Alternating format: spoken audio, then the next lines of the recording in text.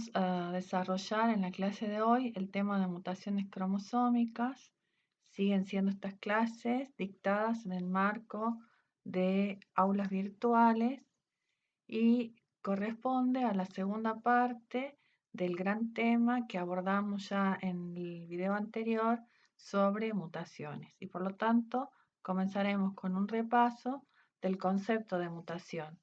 Habíamos definido una mutación como un cambio en la secuencia de nucleótidos, que es lo mismo que decir que un cambio en la molécula del ADN o del DNA, y para que ese cambio sea considerado una mutación, se requiere que sea aleatorio, es decir, que cualquier región del genoma tenga la misma probabilidad de cambiar, que ese cambio sea heredable, es decir, que sea transmitido a las células hijas, y en ese caso hemos visto que la repercusión era distinto si hablábamos de una célula somática que iba a afectar a un linaje celular en el individuo e iba a tener impacto en el individuo, o si la célula afectada que cambiaba su ADN era una célula germinal, eso iba a impactar individuos en las próximas generaciones y tenía un impacto evolutivo. Y el otro criterio para considerar que el cambio es una mutación es que sea preadaptativo. Y esto hacía referencia a que la modificación en la molécula no tiene que ver con las condiciones exigidas por el ambiente para que el individuo presente una adaptación, sino que es un cambio, como ya dijimos anteriormente, aleatorio, es decir, que ocurre en cualquier región del genoma y que se pone en contacto con el medio donde se desarrolla la célula, y ese medio es el que, si quieren, entre comillas, juzga o valora a esa modificación en el sentido de si resulta favorable, y en ese caso se va a volver una adaptación, si es un cambio neutro y no, entonces no va a tener ningún valor adaptativo, o si ese cambio perjudica a la célula portadora y en ese caso entonces se va a convertir en una característica no adaptativa o que va a tener una carga negativa en su portador. Y también hemos clasificado las mutaciones de acuerdo a la cantidad de ADN involucrado. En el video pasado y en la clase del martes nosotros vimos que esas se denominan mutaciones génicas porque se provocan cambios, se dice puntuales, es decir, que abarcan o que involucran a uno o pocos nucleótidos. Vimos también el mecanismo de producción de que ocurren durante la fase S por lo general o en algún otro momento de la interfase por acción de transposones. Y había quedado para esta clase analizar cambios que involucran a gran cantidad de nucleótidos en la molécula de ADN y que incluso afectan a moléculas completas. Ese tipo de mutaciones se llaman cromosómicas. Ocurren por lo general durante la división celular, aunque también pueden ocurrir en interfase, por ejemplo, por acción de radiaciones que rompan la molécula en ese momento de interfase. ¿Cómo las clasificamos a las mutaciones cromosómicas? Vamos a considerar si afectan la estructura o la forma del cromosoma o si afectan al número de cromosomas. Entonces las llamamos mutaciones estructurales y mutaciones numéricas. Vamos a comenzar con las mutaciones cromosómicas que afectan la estructura y las vamos a dividir en dos grupos. Un primer grupo que está asociado a la pérdida o a la ganancia de segmentos cromosómicos. Si se pierden, se denominan deleciones, y si se incrementan, se denominan duplicaciones. Y en el caso de que la modificación estructural implique no distribución o una redistribución de los segmentos sin pérdida o ganancia, vamos a reconocer inversiones y translocaciones. En esta imagen yo dividí un esquema para comparar cómo afectan estas mutaciones al genoma, en estructurales, las que ustedes ven hacia su izquierda, y en numéricas, las que ven hacia la derecha. Dentro de las mutaciones estructurales, ¿sí? Como vimos, ¿sí? Siempre una mutación está referenciada con respecto a un genoma o a una característica que llamamos salvaje, silvestre o normal. En este esquema, si este cromosoma que está al centro tendría la configuración de un cromosoma silvestre. Y las modificaciones o mutaciones las vamos a ver alrededor de esta forma silvestre. Y luego este esquema tenemos en color salmón aquellas mutaciones que implican pérdida de material genético, en celeste las que implican ganancia y en gris las que implican un reordenamiento cromosómico. Comenzamos a ver aquellas que afectan la pérdida de una porción del cromosoma. Si comparamos esta secuencia que sería del cromosoma silvestre con la que tenemos arriba, se observa que se perdió un fragmento. Hablamos de una mutación estructural conocida como delesión. Ahora vamos a ver hacia abajo, ¿sí? El cambio de esta estructura del cromosoma silvestre y este sería un cromosoma portador de una mutación. Fíjense que se incorporó una región más de la zona naranja. Se ha duplicado esa región.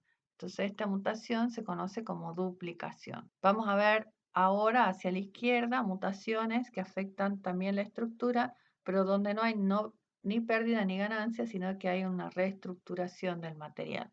La que tenemos abajo a la izquierda se denomina inversión y si comparamos el patrón de estructura del cromosoma silvestre con el patrón de este cromosoma mutado, vemos que la región central se ha invertido. Teníamos rosa, verde y naranja y ahora tenemos rosa, naranja y verde.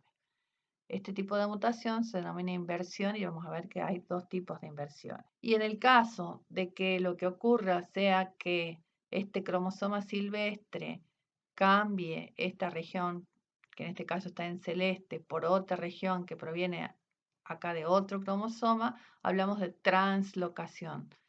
Se intercambian segmentos cromosómicos entre cromosomas no homólogos. Es distinto a lo que ocurre en profase, que es intercambio entre segmentos homólogos. Acá se intercambian segmentos entre cromosomas no homólogos. Y dijimos que acá a la derecha teníamos las mutaciones numéricas que afectan ya la pérdida o la ganancia de cromosomas completos o de juegos completos.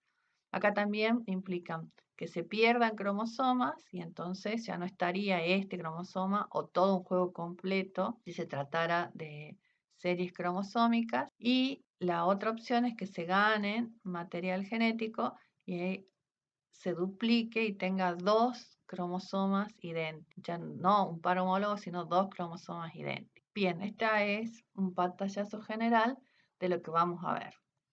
Comenzamos por las deleciones. Ustedes en la guía tienen una serie de esquemas, ¿sí? Yo he tomado de a uno como para que comparen cuál es la modificación.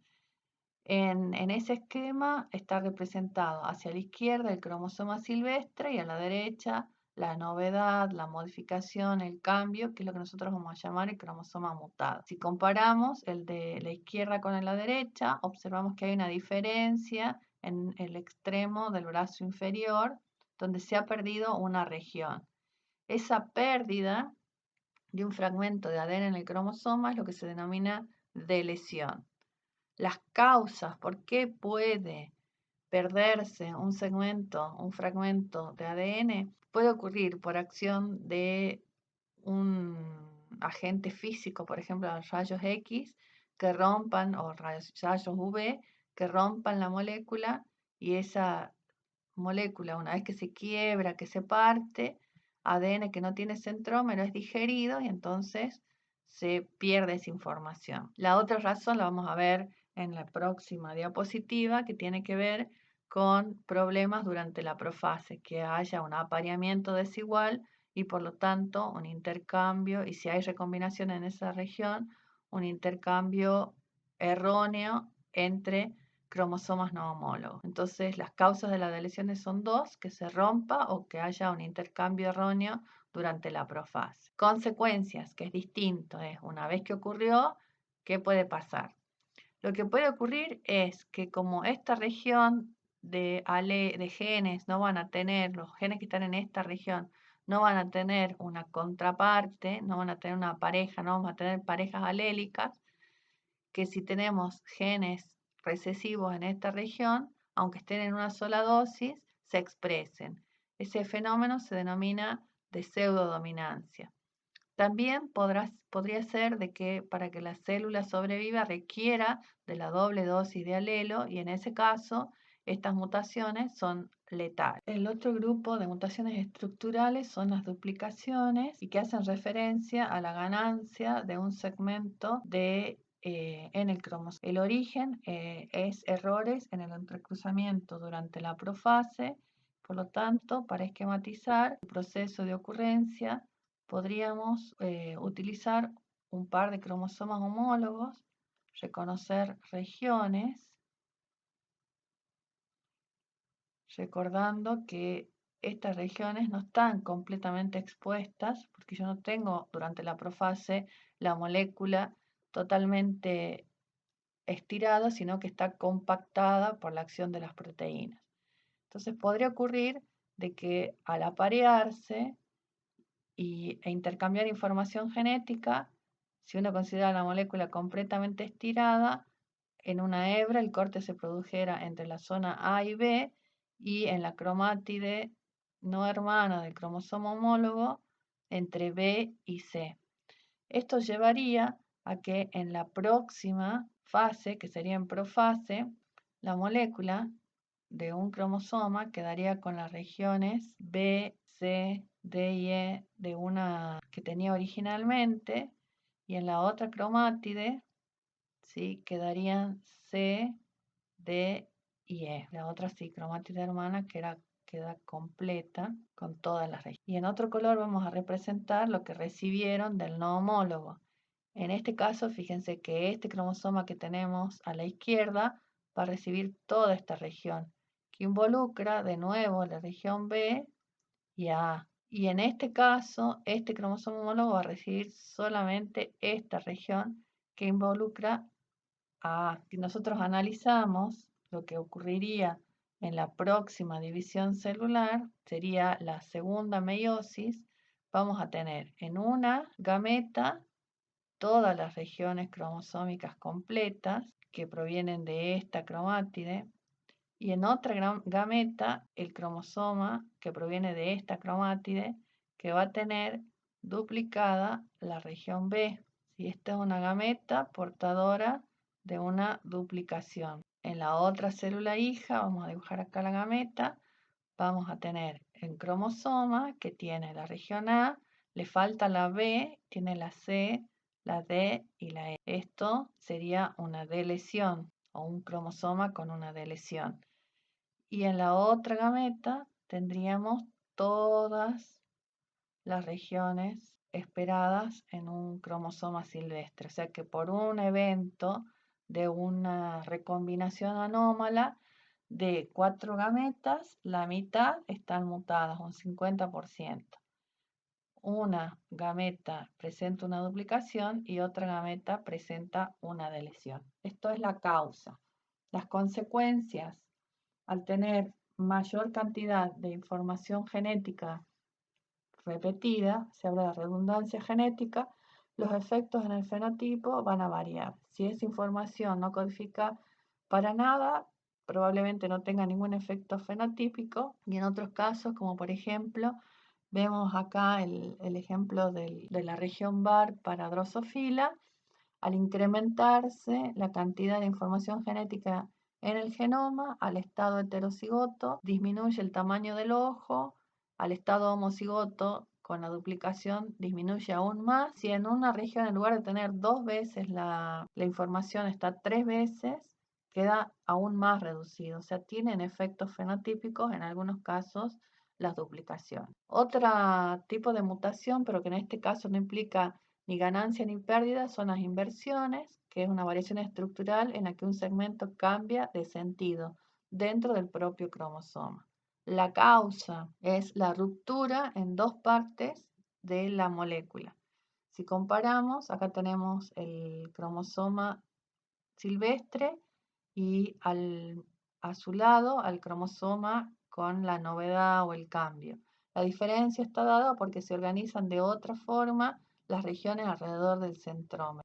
Hubo una inversión. Esta inversión que involucra el centrómero se llama pericéntrica. Y en el ejemplo que tenemos a la derecha tenemos también el cromosoma silvestre y a su lado el cromosoma que lleva la mutación. En este caso el cambio se da en la parte inferior y si vemos está invertido el orden de las bandas. Esta inversión que se realiza a un costado, si quieren, o paralelo al centrómero, se denominan paracéntricas. Las causas, como dije, es que se rompa la molécula, en este caso, si es una inversión al final, en un solo sitio, y en el primer caso, si es una inversión que involucra el centrómero, tiene que haber una ruptura en dos partes del cromosoma, por arriba, si quieren, y por debajo de este cromosoma. En esta imagen se ve con mayor claridad el efecto de estas causas de las mutaciones. Vemos que en el caso de las paracéntricas, bueno, si una paracéntrica que está dentro del brazo, hubo también dos rupturas, se invierte el segmento y se inserta nuevamente, no se perdió ni se ganó nada de información genética. Lo que hace es ubicarse en otro lugar. ¿Qué consecuencias tienen estas mutaciones? En algunos casos, si hay cerca de esa región, si ustedes recuerdan cómo funcionan los genes, promotores para que promuevan la transcripción del gen, al modificarse la ubicación se pierde el promotor y se podría silenciar el gen. O podría pasar a la inversa, en este caso supongamos que tenemos promotores en esta región que activan la transcripción de los genes que tenemos en la zona rosada. Si ahora se invierten, los que están en la zona rosada van a estar silenciados o apagados y los que están en la zona verde van a estar activados. Se producen lo que se llaman efectos de posición. Y otra diferencia es que supongamos que nosotros tenemos un gen A en esta zona y un gen B en la zona rosada. En esta ubicación silvestre, la distancia, digamos que son 30 unidades mapas. Pero cuando se invierten, ahora la distancia se incrementa. Entonces, una consecuencia de una inversión es que se modifican las distancias entre genes. Quedan ahora más alejados los genes que están en el brazo corto con respecto a la zona violeta, pero van a quedar más cerca los que están en el brazo corto y en la zona verde con respecto. Y la otra mutación que involucra un reordenamiento se conoce como translocación y hace referencia a que cromosomas no homólogos intercambian segmentos. En humanos, por ejemplo, es común una translocación entre el cromosoma 4 y el cromosoma 20 y consiste en el que el cromosoma 4 se rompe la molécula y en el 20 también, y estas moléculas vuelven a unirse a cromosomas, pero a cromosomas distintos. Y por lo tanto tenemos ahora esta configuración de una mutación que se denomina translocación. Si reciben ambos cromosomas, se llama recíproca. Y podría haber pasado de que se corte solo el del 4 y se pegue al 20, ¿sí? Y en ese caso es no recíproca porque solamente es un segmento que va y se une a otro cromosoma ya completo. Consecuencias que tienen estas mutaciones van a variar y principalmente nosotros en la clase pasada hablamos de que se genera variabilidad. En esta imagen lo que podemos ver es una comparación entre cromosomas humanos que lo tienen a la izquierda y cromosomas de chimpancé que lo tienen a la derecha. La realización de este estudio tenía que ver con la idea de asociarnos filogenéticamente. ¿Se acuerdan que la clase pasada yo les mostré un árbol filogenético cuando veíamos mutaciones beneficiosas y comparábamos nuestro nivel de parentesco en los distintos primates? En este caso estamos comparando cromosomas de dos especies que estamos muy próximas en ese árbol filogenético y a nivel genético realmente se evidencia esa proximidad porque si nosotros comparamos, por ejemplo en el 7, en el cromosoma 7 no tenemos, que es el que estamos viendo acá, ninguna diferencia, prácticamente ninguna diferencia. En el cromosoma 1 la diferencia está dada que en nosotros, en los humanos, hubo una duplicación con respecto al cromosoma 1 de chimpancé. El cromosoma 2 humano sería resultado de un proceso de traslocación, de unión de segmentos de moléculas de dos cromosomas distintos. En el caso del cromosoma 4, ¿sí? Tenemos una inversión que hace referencia a que esa zona se fragmentó en dos regiones, en algún ancestro común, y en nuestro caso se ha ubicado haciendo un giro de 180 grados. Lo mismo si pasa en el 5. En este par 13 lo que vemos es que si comparamos nuestro cromosoma 13 con el de chimpancé, en el nuestro hubo una deleción, se perdió una parte del cromosoma con respecto al del chimpancé. Estas reordenaciones cromosómicas, que si ustedes miran con detalle, no implican ganar o perder mucha información genética, es más, la secuencia de nucleótidos entre nosotros y ellos tiene un 99% de coincidencia. A nivel fenotípico tiene mucho impacto. Ustedes tienen para trabajar en la guía una comparación, pero bueno, a nivel ilustrativo tenemos que esta reorganización genómica hace que fisonómicamente tengamos diferencias, anatómicamente, por ejemplo en la cintura pélvica, los huesos disponerse espacialmente de otra forma, permiten un andar en nuestra especie que es bípeda y que ha permitido entonces para nosotros como especie el manejo del ambiente de una manera distinta o como lo hacen los chimpancés. En cuanto a la distribución de los huesos, por ejemplo, en el cráneo, en la región del cráneo que tiene que ver con la alimentación, también es distinto, lo que ha llevado a que desarrollemos dietas diferentes y al parecer también tiene que ver con el desarrollo de nuestra capacidad de razonamiento. Entonces vemos que nada más que el reordenamiento produce un salto cuantitativo en cuanto a los efectos. Haciendo un resumen, estas reordenaciones cromosómicas van a tener diferentes consecuencias. En el caso de las lesiones, pueden estar afectadas la supervivencia. Dijimos, podría faltar una región fundamental en el genoma o producir efectos de pseudodominancia. En el caso de las duplicaciones, hablábamos de que podrían activarse la transcripción de más genes y por lo tanto modificar el fenotipo, tener también entonces repetidos genes y producir una mayor activación de la transcripción en la información. En cuanto a las inversiones, no hablamos, pero ustedes tienen para leer algo sobre semiesterilidad que va a tener que ver con las consecuencias en el caso de los individuos que sean heterocigotas para estas mutaciones y si ocurriera intercambio de información genética en esa región que involucra la inversión. Analizamos los efectos de posición que tenían que ver con que se activaban y desactivaban genes y las modificaciones de las distancias entre genes. Y en las translocaciones también van a ver de que en el caso de los heterocigotos se produce conflicto al momento de la distribución de los cromosomas y eso genera la producción de gametas desbalanceadas y produce semiesterilidad, efectos de también que se silencien o activen genes y se modifican los grupos de ligamiento en el sentido de que, lo podemos ver en la imagen exterior, que si en el cromosoma 4 teníamos un determinado genes que pertenecían a un grupo de ligamiento, luego de una translocación, estos grupos de ligamentos se han modificado porque yo voy a tener ahora en este cromosoma los que tenían el cromosoma 4 y se agregan otros genes que estaban en el 20 y se forma un nuevo grupo de ligamentos. Entonces, cuando hay translocaciones, hay modificaciones en los grupos de ligamiento. Y lo último era hablar de los efectos a nivel poblacional o evolutivos, porque se aumenta la diversidad en las poblaciones y eso tiene consecuencias en nuestras especies. En cuanto a las mutaciones numéricas, ¿sí? Dijimos que podía ser que involucraban la pérdida o ganancia de uno o pocos cromosomas y se denominan aneuploidías y dentro de ellas las podemos clasificar de acuerdo a cuántos cromosomas se pierden o se ganan, si son uno o pocos. Si es uno, vamos a hablar de monosomía si se pierde o trisomía si se gana, tetrasomía si se ganan dos cromosomas.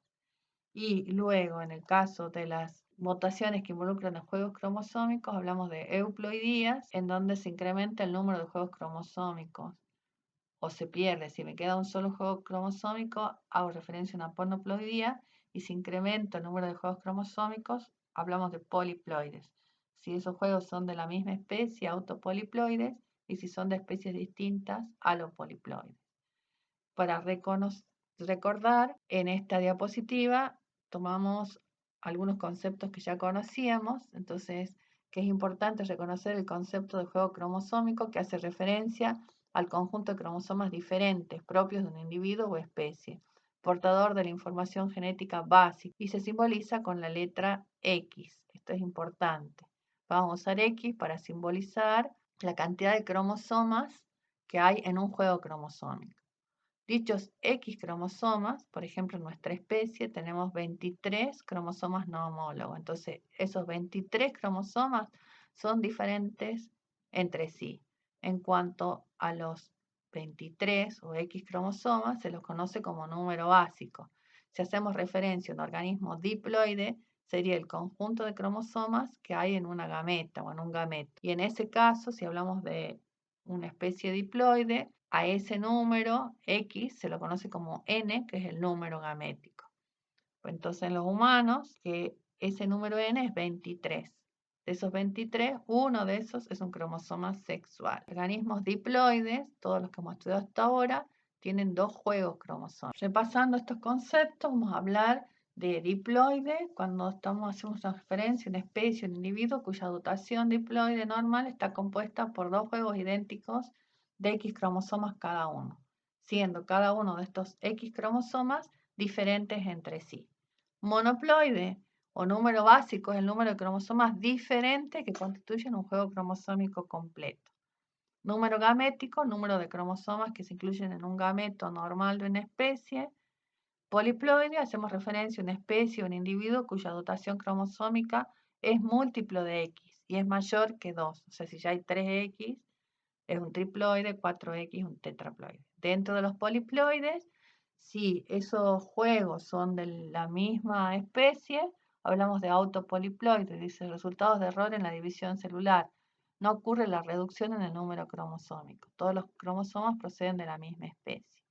Y los alopoliploides provienen de hibridación entre 2 especies y se mantiene ambos juegos cromosómicos. Portan un conjunto de cromosomas derivados de 2 o más especies.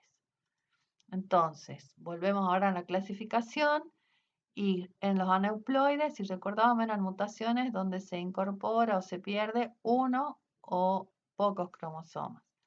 Entonces, comparamos un cariotipo silvestre o normal formados por cromosomas, en este caso 4 pares de cromosomas, y lo que podría ocurrir es, si vamos hacia abajo, que un par pierda un cromosoma, quede sin pareja. En ese caso, la afectación se denomina monosomía y el individuo, la célula, es monosómica. Si pierde 2 cromosomas que son del mismo par, hablamos de un nulisómico. Y si hubiese perdido 2 cromosomas pero de distintos pares, por ejemplo, uno del 3 y uno del 4, hablamos de doble monosómico. En el caso de un trisómico, es una célula, un individuo, donde se ha incorporado un cromosoma a uno de esos pares. Entonces tenemos 3 cromosomas homólogos, por ejemplo, para el grupo 3. Si tenemos 4 iguales, sería un tetrasómico. Y si tenemos 2 del cromosoma 3 iguales, 3 iguales del 3 y 4 iguales del 3, decimos que es doble trisómico, porque hay trisomía para 3 y trisomía para 4. En cuanto a cómo se originan, habíamos dicho que era por conflictos o anomalías en la disyunción. La disyunción, ¿se acuerdan? Ocurre en la anafase, en la 1 y en la 2. Si ocurre en la 1, es decir, que no se separan los homólogos como resultado de la primer meiosis, voy a tener, si partí de una célula, ¿sí?, que llamamos diploide 2N, supongamos que este 2N igual a 4, nosotros estamos viendo solamente a un par, le estamos al otro par y no nos interesa solo un par.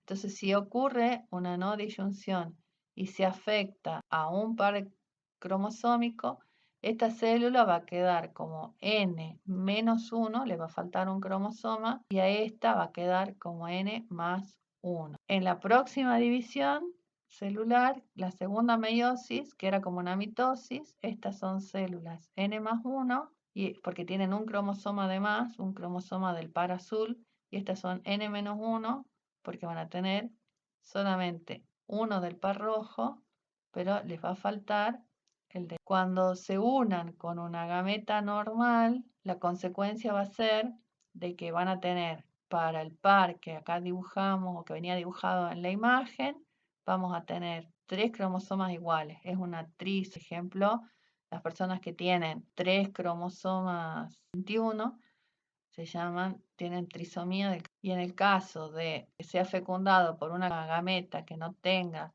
ese cromosoma, va a llevar a la producción de un individuo que es monosómico. En el caso de que la no disyunción se produzca en la meiosis 2, como vemos, vamos a en la primera división obtener células N y en la segunda división vamos a obtener gametas con N número de cromosomas si la disyunción es normal, pero si hubo conflicto en la disyunción y no se separaron, vamos a tener gametas que van a tener un cromosoma de más y otras que le falta un cromosoma.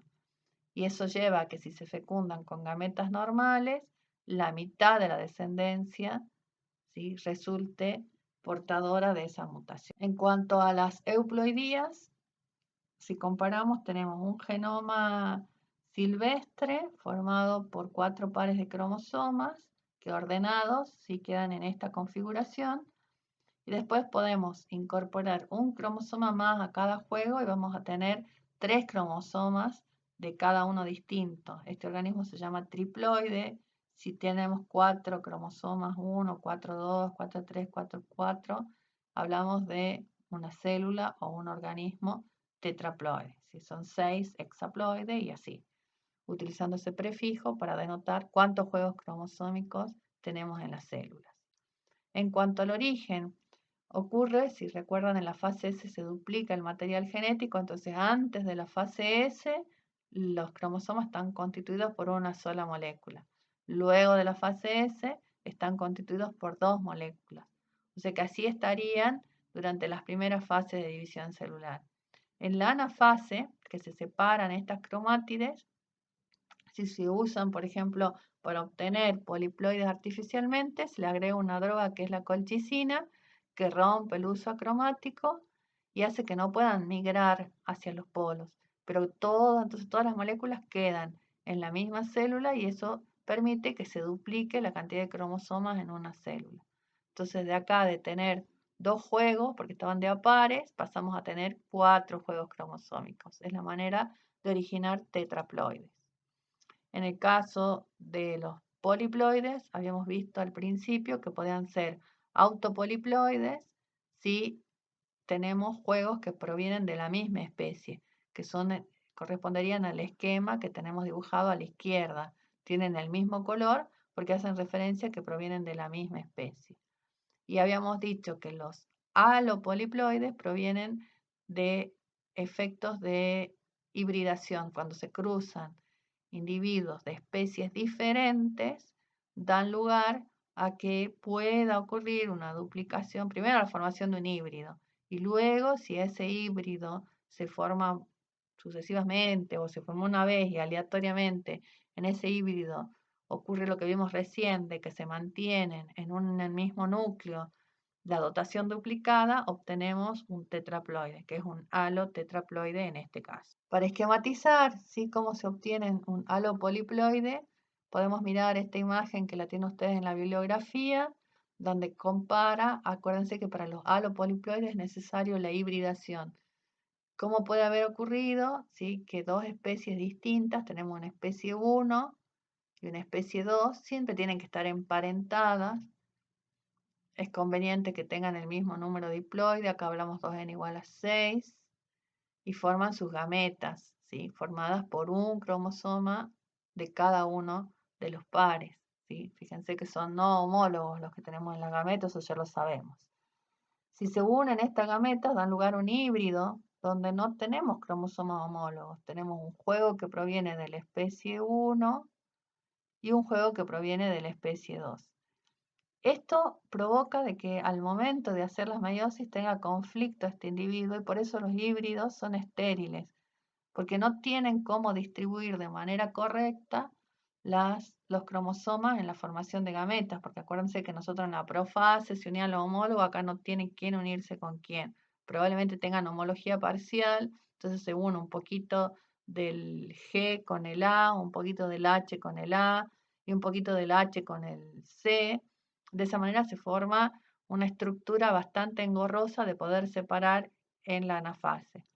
Y entonces en la anafase las separaciones se producen mal y llevan a este fenómeno que dice que ocurren gametogénesis con gametas no viables. Pero si ocurriera, y que pasa eventualmente en la naturaleza, o si es un proceso que se lleva en la mejora, se favorece romper el uso acromático antes de la telofase, van a quedar dos juegos de cada uno de estos homólogos en una misma célula. Este proceso lleva a la halotetraploidía. Yo voy a tener 4 juegos, ¿sí? 2 juegos formados por ABC y 2 juegos formados por GHI. Esos 4 juegos están en una misma especie, se creó una especie nueva, ¿sí? Esta especie no es diploide como sus ancestros, sino que es una especie tetraploide. Y puede formar gametos viables porque al momento de ocurrir profase se van a aparear A con A, B con B, C con C y así. Y al momento de la anafase se van a poder separar sin ningún conflicto. Un modelo que explica cómo se generan los halopoliploides. Causas. Consecuencias, vemos ahora. ¿Qué pasa si tenemos en las células mayor dotación cromosómica? Si tenemos más juegos, entonces tenemos más ADN en el núcleo se hace más grande, la célula se hace más grande, el tejido se hace más grande, el órgano se hace más grande. Entonces se lleva un aumento en el tamaño de los órganos, es algo que se busca en cuestiones en productos agronómicos porque le da mayor valor comercial. En el caso de los autopoliploides, recién vimos que como tienen todos cromosomas idénticos o más de un par de cromosomas idénticos, tienen problemas para efectuar meiosis, entonces tienen problemas de fertilidad. ¿Es un problema a nivel de producción? No necesariamente, porque si son estériles, en el caso de que a mí me interese comercializar la flor, me conviene, no hay fecundación, entonces no se produce etileno y la flor dura más tiempo. Entonces tengo flores larga vida que tienen un valor económico mucho mayor que una flores común. Y si estoy comercializando el fruto, podría ser una ventaja tener frutos sin semilla, como los que se buscan en la vid o en las sandías. ¿Qué pasa si quiero utilizar la semilla o me interesa tener semilla como producto agronómico? En ese caso tengo que recurrir a los halopoliploides, que recién dijimos que venían de hibridaciones. Entonces requiero juntar dos especies que estén emparentadas e incrementar el número de cromosomas y por lo tanto una serie de características que por ahí son ventajosas. Sabrán que nuestra cultura occidental está basada en el trigo, en la producción de trigo, todo nuestro desarrollo cultural, económico, hasta religioso está asociado a esta especie. Hace miles de años hubo, al parecer, un evento de hibridación entre una especie silvestre y otra silvestre también.